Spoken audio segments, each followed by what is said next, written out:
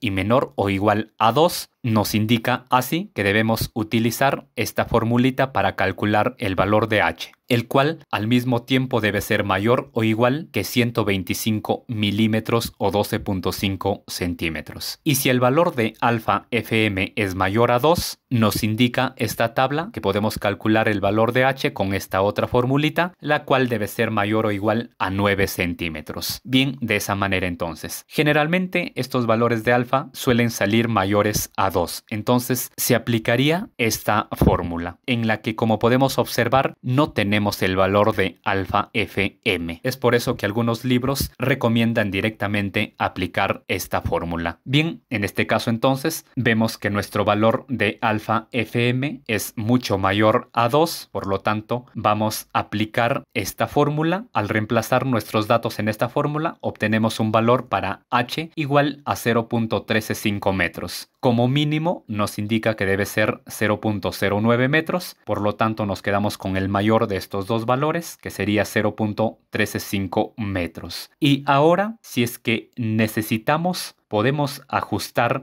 este valor asumido de HF que hemos considerado para calcular los alfa Fs. Vamos a hacer que la resta de estos dos valores de H sean iguales a 0, cambiando obviamente este valor asumido. Nos vamos a datos. Dentro de datos elegimos análisis de hipótesis, buscar objetivo. Con el valor aquí de 0, cambiando esta celda que hemos asumido. Aceptar, vemos que se hace 0 y de esa manera estaríamos asumiendo un valor de HF correcto de 13.49 centímetros. Vemos que el promedio de alfa FM sigue siendo mayor que 2. Se ha reducido un poco, sí, pero igual sigue siendo mayor que 2. Por lo tanto, se aplica esta fórmula en la cual no influye pues este valor de alfa FM. De esa manera entonces hemos obtenido el peralte H para nuestra losa maciza en dos direcciones. Tenemos un valor de 0.135 metros, redondeando podríamos considerar 0.14 metros o 0.15 metros en todo caso. Nos quedamos con 15 centímetros entonces y de esa manera, como se puede observar, muy sencillo poder predimensionar el espesor de nuestra losa maciza en dos direcciones. Espero haya sido clara la explicación. Muchas gracias.